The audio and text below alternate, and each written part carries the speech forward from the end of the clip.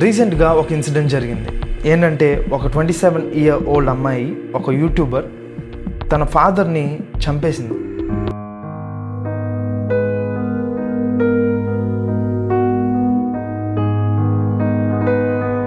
ఎందుకు అంటే ఆమె సోషల్ మీడియాకి అతుక్కుపోయి ఉండడం గురించి ఫాదర్కి డాటర్కి మధ్య గొడవ జరిగింది. ఒకరోజు తన యూట్యూబ్ ఛానల్ కోసం కాంటెంట్ క్రియేట్ చేస్తున్నప్పుడు మళ్ళీ గొడవ అయ్యింది ఫాదర్కి డాటర్ మధ్య. ఆ టైంలో ఆమె ఏం చేసిందంటే అక్కడ కొడవలు ఉందంట, ఆ కొడవలతో కొట్టి నరికి చంపింది. So lack of empathy. అందుకే ఈ రీసెర్చర్స్ ఏమన్నారంటే tech as a source of tension అని అన్నారు. ఈ ల్యాక్ ఆఫ్ ఎంపతి అనేది ప్రాబ్లమ్స్ని క్రియేట్ చేస్తుంది. అంతేకాదు టెక్నాలజీ వల్ల చాలామంది డిప్రెషన్స్లోకి వెళ్తున్నారు.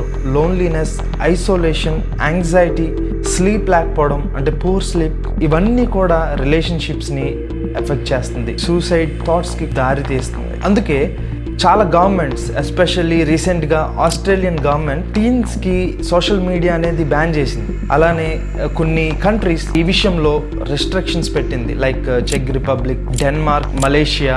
అలానే కొన్ని దేశాలు ఈ సోషల్ మీడియా యూసేజ్ మీద కొన్ని ఆంక్షలు పెట్టారు. ఇలాంటి కాంటెక్స్ట్లో ఉన్న మనము యాజ్ ఎ స్పిరిచువల్ పీపుల్గా మనము ఎలా ఉండాలి? మనము స్క్రిప్చురల్గా చూస్తే ఈ రిలేషన్స్ అన్నీ కూడా, ఈ హ్యూమన్ రిలేషన్స్ అనేవి sacred relations, because we are connected for real communion.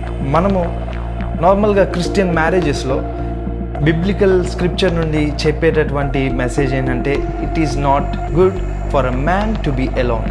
Genesis chapter 2:18. ఇది ఎవరు అంటున్నారంటే దేవుడే ఈ మాట అంటున్నారు. ఇక్కడ మ్యాన్ అంటే హ్యూమన్ కైండ్, ఆదాం. అక్కడే మనకి నాట్ గుడ్ అనే పదం కనిపిస్తుంది, మంచిది కాదు. దానిని హీబ్రూలో లోతోబ్ అని అంటారు. లోతోబ్, నాట్ గుడ్. ఈ మాట అన్నది దేవుడే. ఈ ఐసోలేషన్, ఈ లోన్లీనెస్, ఇవన్నీ కూడా మంచిది కాదు అని దేవుడే అన్నారు. అది మంచిది కాదు అని దేవుడే తలంచారు.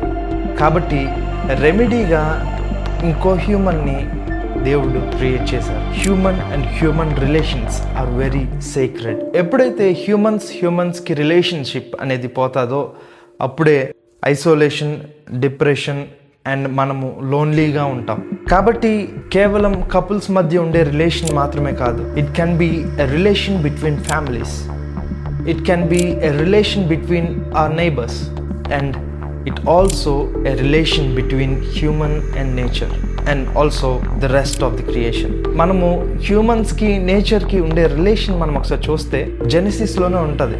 ఆదాం ఈ సృష్టిలో ఉన్న వాటన్నిటికి పేరు పెడతారు. So there is a relation between human and nature as well. So humans అనేవాళ్ళు ఒంటరిగా ఉండడానికి వీలు లేదు. Humans are made as social beings. అందుకే Aristotle, the great ancient Greek philosopher, ఏమంటారంటే man is a social animal.